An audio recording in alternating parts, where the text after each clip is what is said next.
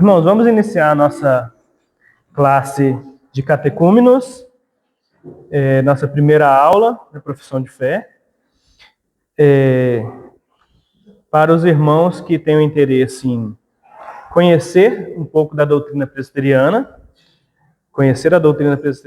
e se tornar membros mesmo da Igreja Presbiteriana do Brasil.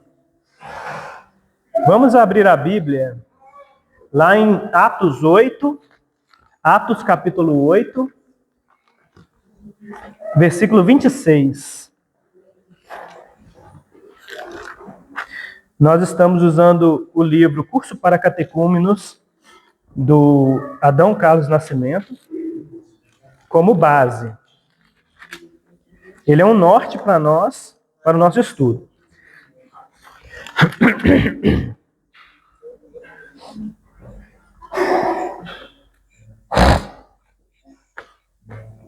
Então, texto básico é Atos 8, 26 a 40. Eu vou pedir, irmãos, que os irmãos, durante a semana, então, ou seja, essa é uma aula um pouco diferente, né? Porque ela vai ter tarefa. Durante a semana eu quero que os irmãos leiam esse texto e busquem meditar nele.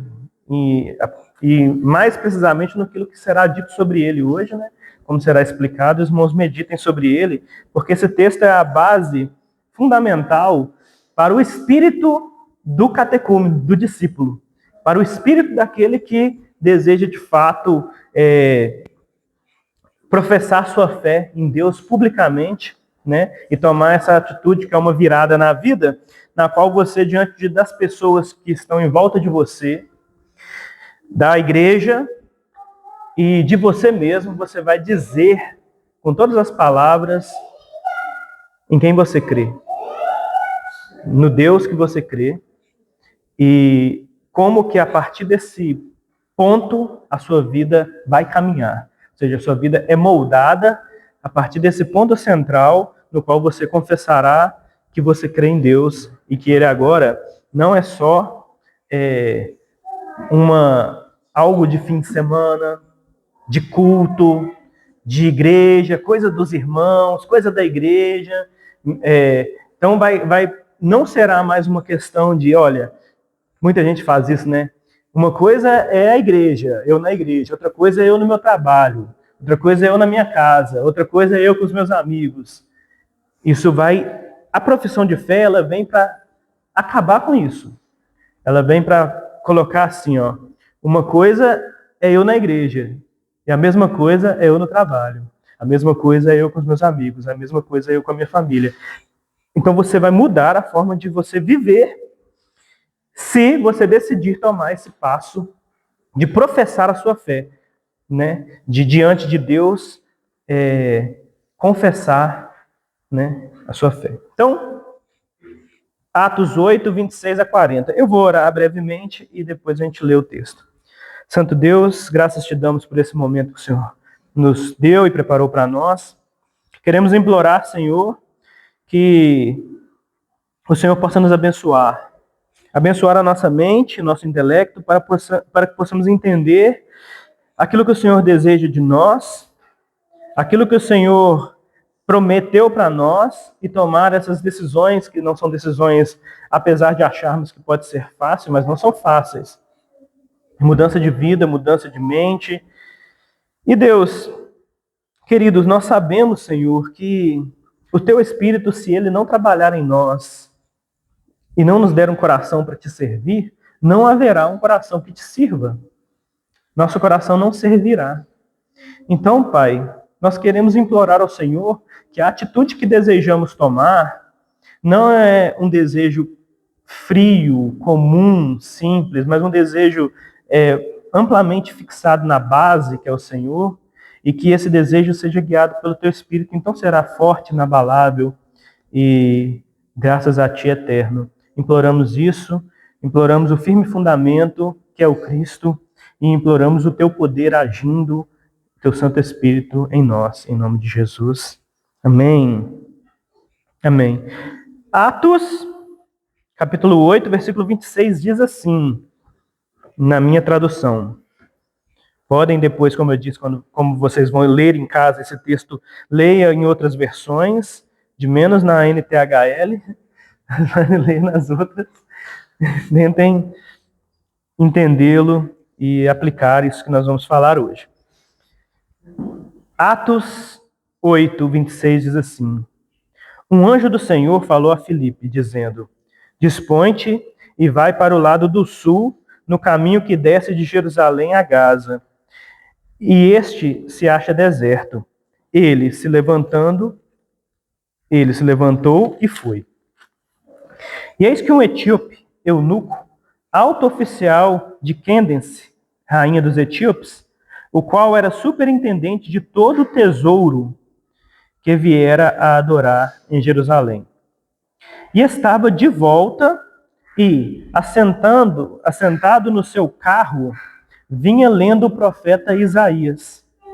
Então disse o Espírito a Filipe: Aproxima-te deste carro e acompanha-o. Correndo Filipe, ouviu-o ler o profeta Isaías e perguntou: Compreendes o que vens lendo? Ele respondeu: Como poderei compreender, como poderei entender, se alguém não me explicar? E convidou Filipe para subir e sentar-se junto a ele.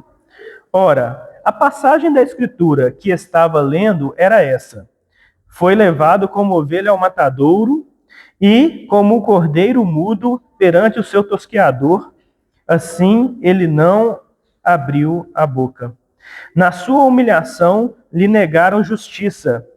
Quem lhe poderá descrever a geração? Porque da terra a sua vida é tirada. Então o eunuco disse a Filipe: Peço-te que me expliques a quem se refere o profeta. Fala de si mesmo ou de algum outro? Então Filipe explicou e, começando por essa passagem da Escritura, anunciou-lhe a Jesus.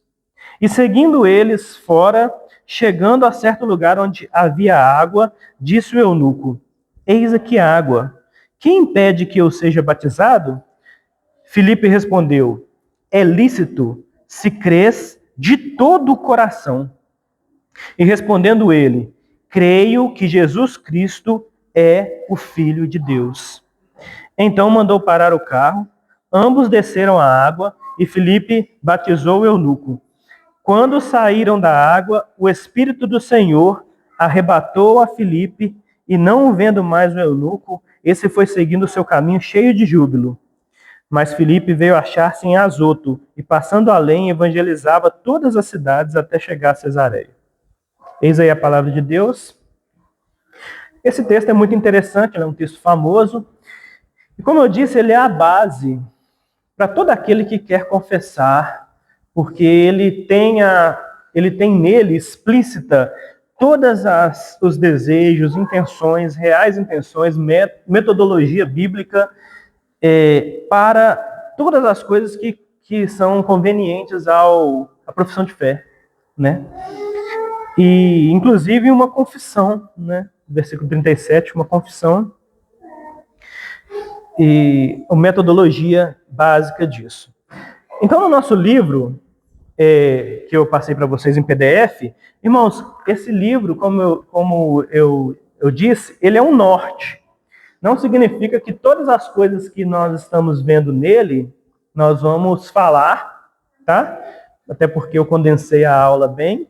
E não significa que todas as coisas que estão nele, nós vamos adotar como um padrão para a nossa congregação. Ele é um norte, então vamos estar estudando e utilizando ele como esse norte. Primeira coisa que há no livro que eu gostaria de destacar é: Deus não foi surpreendido pelo pecado de Adão e Eva. E por quê? Ou seja, Adão e Eva pecaram.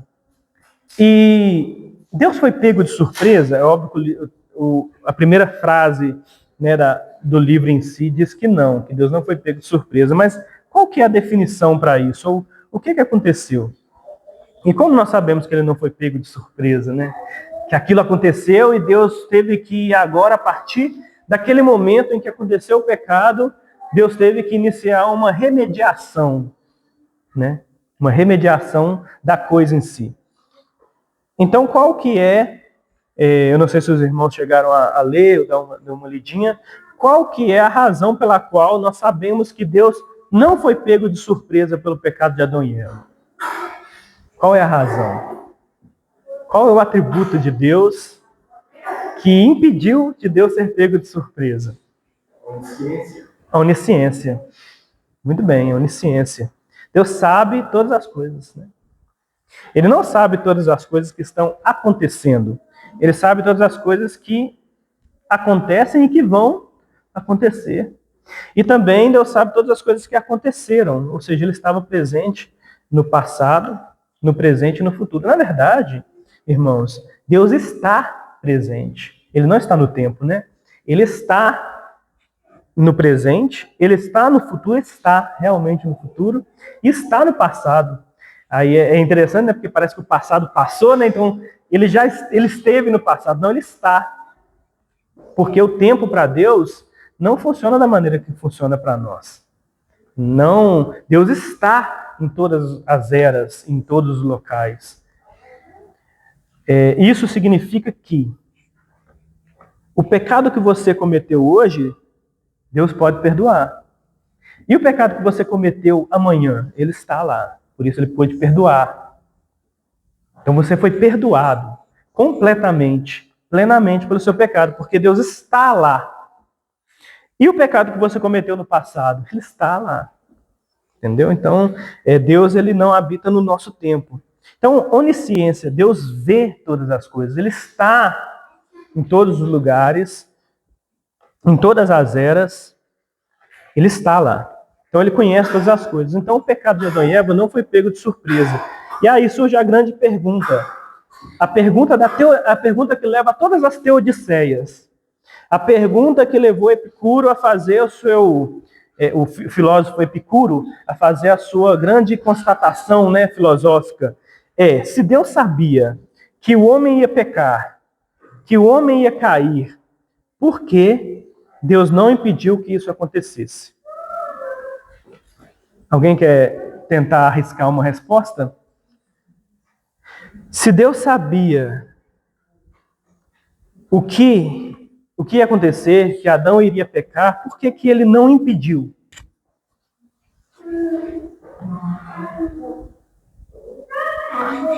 Alguém tem alguma... Alguém quer arriscar ou quer deixar para mim mesmo responder? Estava dentro do seu plano? Estava dentro do seu plano, é a melhor resposta. Né, Wesley? Melhor resposta. Sabe o que acontece? A gente tem duas respostas para isso. Que uma deriva da outra. Por exemplo, nós dissemos estava dentro do seu plano. Mas esse plano nós não conhecemos. Então nós respondemos conforme o livro também responde. Que nós não sabemos. Nós não sabemos as razões pelas quais Deus fez essas coisas. O que nós sabemos é que faz parte da providência de Deus. Aqui nós chamamos de providência. O plano eterno de Deus, seu conselho eterno, que os irmãos também já estão familiarizados, porque já estão assistindo às aulas nas Confissões de Fé de Westminster. Então, nós já tratamos desse assunto algumas vezes lá, e já tratamos, né, do plano eterno, do conselho eterno, né, Wesley? Já passamos por esses assuntos, então fica mais tranquilo. Mas as respostas que são mais... A resposta, o plano de Deus, é uma resposta mais simples, né? Ela abrange mais, né, Michael? É o plano de Deus. Era parte do plano de Deus. Ok, isso é ótimo. Mas o que? Como? Por quê? Não sabemos. Quando você entra nos detalhes, nós temos que finalmente dizer, olha, nós não sabemos como que Deus arquitetou essas coisas. Nós não sabemos os propósitos que Deus tem, por exemplo, no dia de hoje em nossa vida, né? Para as coisas que nós passamos essa semana. Não sabemos. Estamos aí. E aí nós cremos, conforme o irmão Michael nos disse. Cremos o quê? No plano de Deus. Ao crer no plano de Deus, você deposita a sua vida naquilo que nós vamos estudar hoje ainda. Na confiança, que é a fé. A fé, irmãos, ela é basicamente crer e acreditar em Deus. Em Deus. Conforme o salmista vai dizer: bem-aventurado aquele que confia no Senhor. E depois ele acrescenta: bem-aventurado aquele em que a confiança é o Senhor. Então nós temos fé no Deus. Nós não temos fé no que o Deus pode fazer. Porque quando nós começamos a ter fé no que o Deus pode fazer, nós estamos basicamente crendo no plano. Mas o plano sem o Deus fica confuso. Porque, por exemplo, como que... Se eu acredito no plano de Deus, e o plano de Deus sempre, nas minhas expectativas, eu vou falar no sermão sobre isso, nas minhas expectativas, eu planejo junto com Deus. Ah, Deus, eu creio que o plano do Senhor para a minha vida é eu ter vários filhos, ter um casamento, um emprego. Isso são coisas boas. Então eu acredito que Deus está comigo nesses planos, mas aí você não tem um filho, você não tem família, você não tem uma esposa, você não casa, você não tem um emprego dos seus sonhos. Você fica confuso. Por quê? Crer no plano sem crer no Deus te faz você acreditar que você sabia o que você não sabia, né? Por que Deus... Por que a queda? Eu poderia dar várias respostas que eu sei de por que Deus planejou a queda, para a glória de Deus, para mostrar a majestade de Jesus, para poder nos colocar num patamar onde não estávamos, onde Adão não estava, e nos colocar num patamar de filhos de Deus que Adão não tinha. Então, ou seja, a queda, ela trouxe a nós vários benefícios para o crente, tá? Mas essas respostas são respostas que não abrangem completamente a resposta ou o plano de Deus. Então você sempre vai ficar aquém daquilo que é a verdadeira razão, que só Deus sabe e nós não sabemos. Então o plano de Deus é... Qual que é o plano de Deus? Sabemos parte dele, confiamos no plano porque confiamos no Deus do plano. Então a partir daí, você confia e tem a sua confiança em Deus. Certo? Tem alguma pergunta, alguma consideração? Nós vamos avançando. Então vamos continuar. Como eu disse, o que é profissão de fé? A profissão de fé, ela não consiste numa adesão mística, tá? Ela não consiste numa ideia mística ou num impulso emocional, nem numa esperança vazia.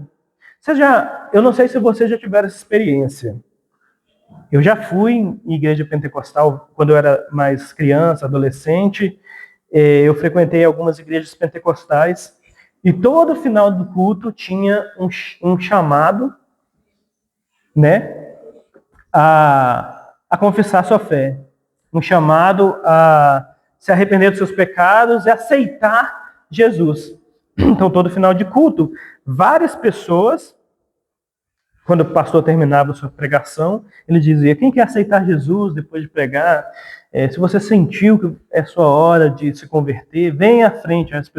Várias pessoas iam, inclusive, semanalmente as mesmas pessoas iam, né? Isso é muito comum, né?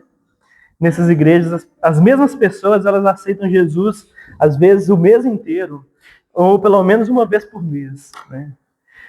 Dependendo do sermão, se foi mais caloroso, se tocou no coração dele, sempre fala, né? Então, por quê? Há um impulso no coração de que você necessariamente necessita, né? Porque durante a semana ele pecou, ele se sentiu indigno, e agora ele sente que é a vez dele, agora vai ser para valer. Agora eu vou aceitar, vou firmar. e vamos seguir em frente. Aí na outra semana ele cai de novo, aí o pastor chama de novo, por quê? Ele está movido por impulso. Ele está movido por circunstância. Ele está movido pelo plano, certo? E não por um plano visível dele e não por Deus. Então, o que é a declaração pública de fé? O que é essa declaração pública? O que é esse chamamento no qual você agora é encontrado? Eu usaria esse termo. Você é encontrado no seio de Cristo, juntamente com a igreja. É uma declaração objetiva, pública. Ela é jurídica também. Você tem testemunhas. E se você, a partir das testemunhas, vai fazer, no dia da confissão de vocês aqui, né, para se tornar membros, o pastor vai fazer perguntas e você vai ter que jurar algumas coisas diante dos irmãos que estão aqui como testemunhas diante de Deus, né? Então, é algo objetivo, é solene e a base dela é que o que você vai jurar é que Jesus Cristo é o Filho de Deus e o único Salvador e Senhor, né? E por meio desse ato formal que vai acontecer aqui, vocês como indivíduos vão assumir diante, como eu disse, da comunidade da igreja, de Deus, o compromisso e voto com a aliança de Deus. Com a aliança de Deus. Então, a exigência dessa validação pública, ela é fundamentada. E vamos ler alguns textos que fundamentam ela. Mateus 10, 32 diz assim: portanto, todo aquele que me confessar diante dos homens, também eu o confessarei diante do meu Pai que está nos céus. Romanos 10, 9 e 10. Se com a tua boca confessares Jesus como Senhor, e em teu coração creres que Deus o ressuscitou dentre os mortos, serás salvo. Porque com o coração se crê para a justiça, e com a boca se confessa a respeito da salvação. Olha só. Certa vez, conversando com uma pessoa que estava em um erro, a gente conversando com ela, ela falou comigo assim: olha, a maneira com que a gente crê a nossa fé é particular. Cada um crê de um jeito, né? Eu não tenho que dizer para você no que eu creio. Eu não tenho que... Por quê? Porque eu creio no meu coração. E essa pessoa queria citar esse versículo.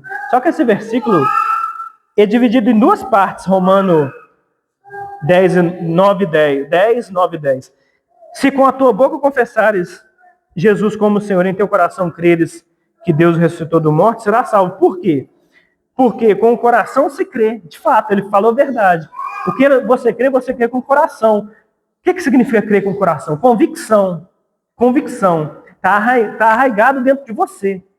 Você, com o seu sentimento, porque coração, na filosofia antiga, principalmente na filosofia bíblica, é a conjunção entre mente e sentimento. A ação que é gerada por causa de uma mente que entendeu alguma coisa. A mente entendeu, e porque ela entendeu, o coração sentiu, e porque o coração sentiu, você agiu. Então isso é coração na Bíblia. Então, porque com o coração, né, se crê para a justiça, certo? E com a boca se confessa a respeito da salvação. A fé não é particular, apesar de ser particular nesse sentido. Ela é particular porque ela está no seu coração, você crê. Mas ela não é particular, você tem obrigações para com ela, né? Você tem que confessar aquilo que você crê. E como se confessa? Como aqui diz com a boca, né? Certo? Com a boca você diz, e com as suas ações também. As suas ações, elas vão refletir aquilo que você está dizendo com a sua boca, tá bom? Então, a confissão de fé, como eu disse, ela é uma externalização daquilo que você está já no seu coração crendo. Daquilo que você está crendo no seu coração. Então, essas são as bases para a confissão de fé. Então, nós temos alguns pontos. Primeiro ponto é o zelo sem entendimento. A teologia reformada, ela rejeita o ativismo religioso quando ele está desprovido de uma base intelectual factual. E o que significa? Isso significa que você, não adianta você pegar um monte de placas escritas assim, Jesus te ama, e ir para a praça, e ir lá tentar pregar o evangelho. Por quê? O ativismo religioso, né, nossas atividades religiosas, elas têm que estar providas de uma base intelectual real. Por quê? Porque, como eu disse, a confissão de fé, e como nós lemos aqui, ela está baseada numa realidade, num fato, num acontecimento. Vamos ver agora o nosso texto aqui. O apóstolo Paulo adverte rigorosamente sobre o erro dos judeus que possuíam devoção, mas careciam de conhecimento teológico objetivo. O zelo sem entendimento opera na ignorância das leis e da justiça divina, resultando em um esforço humano inútil e espiritualmente desastroso. Romanos 10, 2 e 3 diz assim: porque lhes dou o testemunho de que eles têm zelo por Deus. Eles quem? Os fariseus, né? Os judeus, Israel. Porém, não têm entendimento. Porquanto, desconhecendo a justiça de Deus e procurando estabelecer sua própria, não se sujeitaram à justiça de Deus. Eles têm zelo, porém não têm entendimento. E Paulo não vai dizer assim, você nunca vai ouvir isso de Paulo, Deus vai salvar eles por causa do zelo. Eles têm zelo, mas não têm entendimento. Então Deus vai ter misericórdia por causa do zelo deles. Sabe aquela ideia assim, o importante é o que está no coração, a sua intenção. Não é assim que a Bíblia funciona em momento nenhum. Por quê? Um zelo desprovido de entendimento é um zelo direcionado para o erro. Você não está zelando pelo certo, você está zelando pelo errado. Quando você zela sem entendimento, você está zelando contra o entendimento, contra a coisa real. Então, desconhecendo, aí Paulo vai dizer, desconhecendo a justiça de Deus e procurando estabelecer a sua própria, eles não se sujeitam à justiça de Deus. Eles zelam pela justiça própria. E Provérbios 19, 2, não é bom agir sem refletir. Quem age com pressa acaba pecando. Certo? Então, olha, eu lhes dou testemunho de que eles têm zelo. E o que é que isso significa? Jesus diversas vezes disse assim, vocês ouviram o que foi dito? Amarás o seu irmão e odiarás o seu inimigo. Eu, porém, vos digo, Jesus diz, né? Amarás o seu inimigo e orará pelo que te persegue. Vocês lembram desse texto? Alguém já teve contato com ele, né?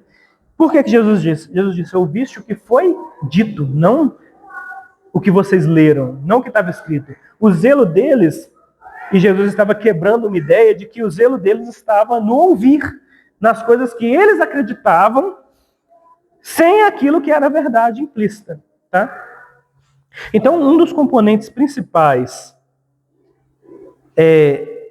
do zelo ou da fé é que ela é uma fé real e uma coisa real. Eu queria que os irmãos se lembrassem do sermão a respeito, e também está lá está salvo, né? A respeito disso, que nós falamos a respeito das 3 propriedades da fé. Eu vou citá-las aqui de novo, no qual eu falo a respeito de como que a fé ela tem 3 propriedades importantes. Vamos falar sobre isso, para a gente poder estar alinhando aqui com o nosso texto. A primeira propriedade da fé, que é o componente da fé consciente, é o intelecto. E nós chamamos isso de notícia. Notícia, né? Lá no nosso sermão eu falei a respeito disso. Que é basicamente o conhecimento, a informação. Tá?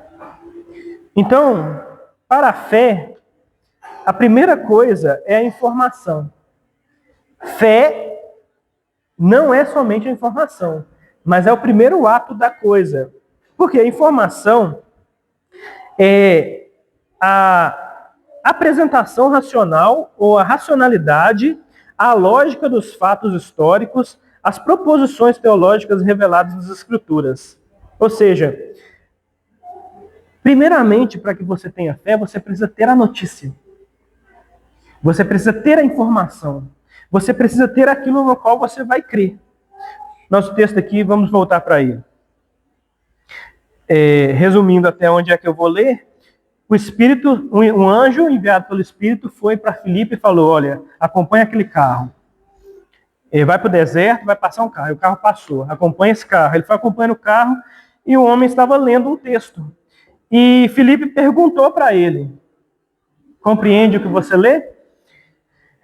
E o homem, o eunuco, foi bem honesto. Ele disse assim, como poderei entender se alguém não me explicar? Humildade intelectual é isso. É dizer assim, eu não sei. Eu leio, mas eu não sei. Eu preciso de alguém que entendeu e que possa me explicar. Ele chamou ele para explicar. Então ele leu a passagem de Isaías 53, né? Foi levado como ovelha ao matadouro e não abriu a boca. E então o eunuco disse, eu peço-te que me expliques a quem se refere o profeta. Fala de si mesmo ou de algum outro. Ou seja, a primeira coisa que temos aqui é a informação. A notícia. Qual que é a notícia? Isaías 53 é a notícia. É a informação que o eunuco possuía. Então ele tinha essa informação, ele tinha esse texto. O que faltava nele? O que faltava nele é o entendimento daquilo que era a informação. Ou seja, a informação crua lá, ela, por mais que você tenha, e olha só, por mais que você tenha o texto e a interpretação de texto, e você seja uma pessoa que seja bom em interpretação de texto, lê muito, tem as regras de hermenêutica certas, você não adianta tentar entender esse texto. Esse texto é maravilhoso, porque não adianta tentar entender. Quem que é esse que foi levado como ovelha ao matadouro? O eunuco disse assim, ele fala de si mesmo ou fala de algum outro? E vocês nunca se perguntaram se será isso, não? Será que quando Isaías estava falando lá do servo sofredor, ele estava falando de si mesmo? Será que ele estava falando dele mesmo? Por exemplo, os judeus acreditam que ele estava falando de Israel, do povo de Israel, interpretando o povo de Israel como um indivíduo. Então, e aí? Como interpretar? Se você... Por exemplo, a gente, como a gente conhece a história de Jesus, todo mundo já conhece a história de Cristo, a pessoa automaticamente ela cruza as informações e acha ali e fala, é sobre Jesus. Não tem nenhum outro personagem bíblico que não se encaixe. Mas se você não tivesse a história de Jesus? Se você não tivesse? E se você não tivesse conhecimento sobre Jesus? Como o eunuco não possuía? Ele estava confuso. Isso aqui, para mim, não está fazendo muito sentido. Eu leio esse texto. Provavelmente era um texto que ele possuía como texto de cabeceira, né? Como livro de bolso dele, essa meditação. Eu quero entender isso. Eu estou perseguindo a compreensão desse texto, mas não consigo chegar a uma luz. Então me explica. Porque para mim, eu não sei se ele fala dele, se ele fala de um outro. E então, Filipe explicou, começando por essa passagem, ele anunciou Jesus nessa passagem. Ou seja, essa passagem é sobre Cristo. Então, o intelecto, que é a primeira parte daquilo que será que é a fé que está na confissão, é que a mente precisa compreender o objeto da fé. Pois a próxima situação, né, a próxima fase, ou o próximo ponto da fé, que é a emoção, né, o assensus, o assentimento, sem o conhecimento é nulo. Hebreus 11:1 diz assim, ora, a fé é a certeza de coisas, a fé é a certeza de coisas que se esperam, a convicção de fatos que não se veem. Certeza de coisas objetivas que se espera e convicção de fatos que não se vê, né? Não é uma coisa mística. Não é assim, eu tenho fé que vai dar certo, né? Você tem fé no quê? Eu tenho fé que nós vamos vencer. Isso é fé no quê? Na fé, na ideia ou na positividade. Não é isso. Pode falar. Eu estou acompanhando, né? E ele me envolve, sabe? Eu acho interessante a forma que ele reflete sobre Deus, sobre as escrituras sagradas, e ele fala sobre os bereanos. Examinar as escrituras e buscar esse equilíbrio. Esse é o nome. Ele fala também sobre tudo depende de uma condição externa. Por exemplo, para ter esses planos, é necessário diversas condições externas para a existência desse plano. Sim. E quando a gente vai fazendo esse cálculo, a gente chega a Deus. Tudo depende de Deus. Ele estava falando provavelmente da doutrina dos motores, né? Aquela famosa doutrina dos motores. Quando você vai regressando em toda a matéria, tem que ter uma matéria inicial, né? É o Deus. E ele fala dos bereanos que examinavam as escrituras dessa maneira. E isso, na verdade, é um excelente texto, o texto dos bereanos, para se explicar a respeito também de fé, né? Como que a fé funciona na prática. A fé deles é na prática. Aqui nós estamos fazendo o estabelecimento da natureza da fé. Lá é fé na prática, né, o irmão Michael? Eles pegavam, Paulo pregava, eles iam lá na escritura e liam, deixa eu ver, o que ele está falando? Uai, bate, é isso. E aí eles se alegravam, por causa que estava casando certo, né? É interessante, muito bom. Os bereanos, eles, de fato, eles são fé prática. E aqui o primeiro estabelecimento da fé prática é que ela é objetiva, né? Os bereanos consultavam o quê? A Escritura. O pastor falava, eu prego aqui. Vocês conferem? Eu prego. Direto aqui eu prego para vocês. Vocês conferem que eu prego? Vocês vão lá no texto. Nós ainda temos a gravação, né? Pode voltar lá, meu Tiago, você falou isso aqui domingo passado, isso aqui não está batendo com o texto bíblico. Faz parte. E errei. E agora? A gente tem que fazer uma retratação. Mas para isso tem que ter a compreensão correta. Vocês têm que ler, ouvir a pregação, ir no texto, conferir. Se estiver correto e de acordo, é motivo de alegria, como os bereanos, né? Então, tudo funciona nessa base.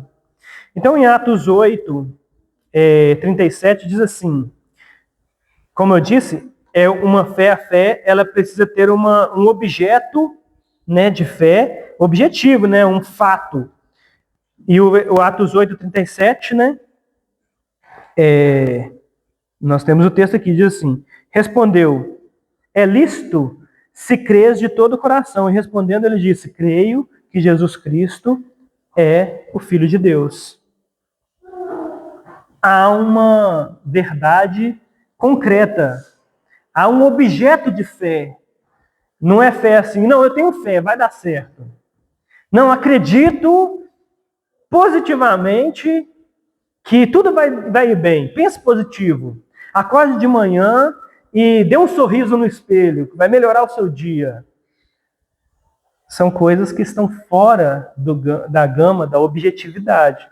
Elas são subjetivas, né? E muitas vezes elas são escapatórias. Tudo está indo mal. Tudo está indo por água abaixo. Você está com um monte de problema. Vai no espelho e dá um sorriso que vai melhorar. Vai melhorar. Se você não for lá e resolver os seus problemas, se você não agarrar no chifre do boi, né? partir para cima, ver qual que é o problema, resolver o problema. Não vai resolver, sorrir no espelho, talvez você fique feliz, mas o problema está lá. Né? Não resolveu. Então, fé objetiva.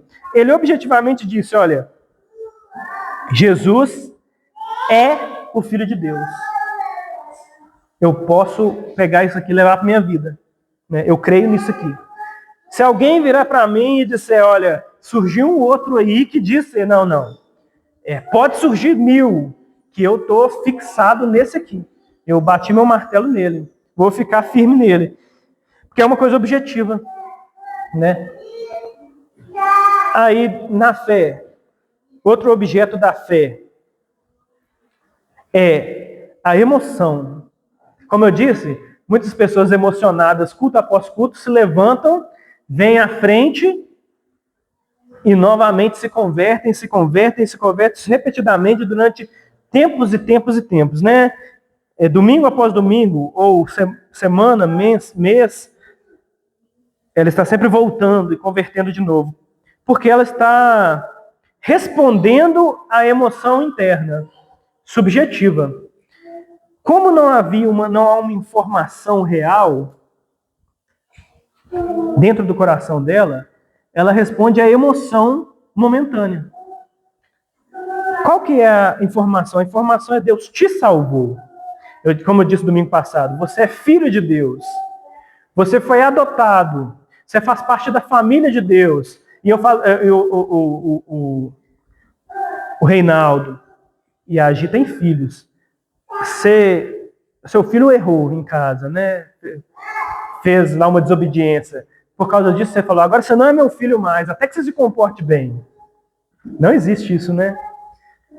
A linguagem bíblica é forte. Sabe por quê? Ela diz assim, pode uma mãe se esquecer do filho que ainda amamenta?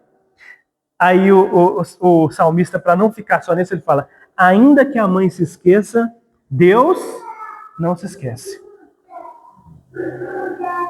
Se você é filho de Deus, você tem um objeto para segurar, para agarrar com força. Sou filho. No mundo, mães abandonam filhos.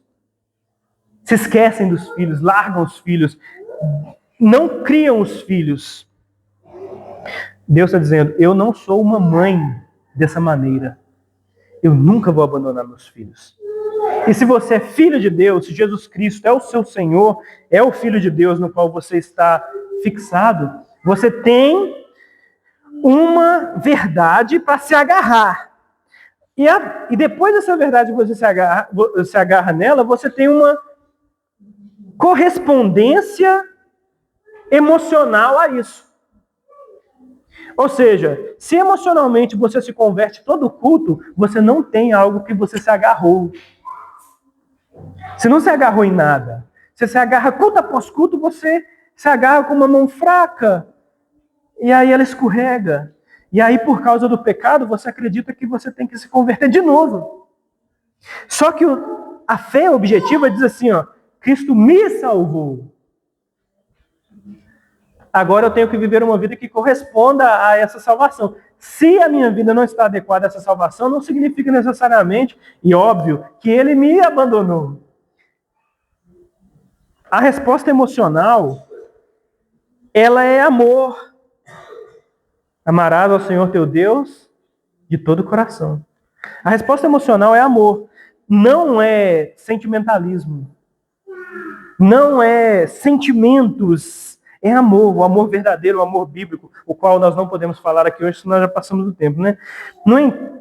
Ou seja, você deve ter correspondência afetiva à informação, que é a segunda parte da fé. Então a fé é uma informação e você corresponde com amor a essa informação. Você tem um assentimento a ela. Certo? E a última das três é a fidúcia, a confiança. É o componente decisório. É a escolha intencional e radical de submeter a conduta, o destino e as ações ao senhorio absoluto de Jesus Cristo, gerando obediência real. O que significa? A aposta que eu falei no sermão, quando eu falei a respeito disso. A aposta, você aposta a vida. É a ação correspondente à notícia que você teve e ao sentimento de amor.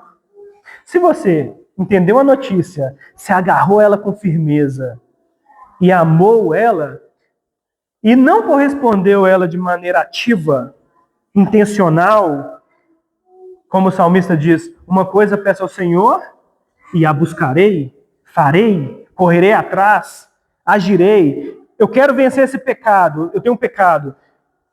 Eu peco, caio nesse pecado, eu ajo em relação a ele. Não vou cometer mais, vou tomar atitudes em relação a ele. Pode ser atitudes simples, evitar um caminho, evitar um lugar, uma conversa, uma pessoa. Ou atitudes radicais, cortar a amizade. Nunca mais falar com a pessoa. Enfim, estou usando aqui. É claro que cada um vai colocar aí dentro do seu próprio eixo de vida atitudes que são correspondentes a um amor que sobrepõe aquele pecado. Você tem prazer naquele pecado, alegria com ele, você se deleita nele, mas existe um amor maior por causa da informação que você tem que te faz sobrepô-lo e tomar atitudes intencionais em relação a ele. Em relação a ele, em relação a uma conduta de vida, em relação a tudo, né, na vida. Tá bom? Então, vamos ficar por aqui hoje, por causa do tempo. Eu ia falar sobre a Bíblia, mas nós vamos ter que deixar para depois. Então, o que é a fé? O que é a profissão de fé? A profissão de fé é o ato pelo qual vocês, ao compreenderem todas essas coisas, vão tomar uma atitude jurídica, tá? Uma atitude jurídica e real diante da igreja e de Deus, no qual vocês vão moldar toda a vida a partir daquilo. É um norte, é um peso enorme que você colocou sobre sua vida, no qual vai moldar o resto de tudo, né? É a fundação. Essa é a profissão de fé.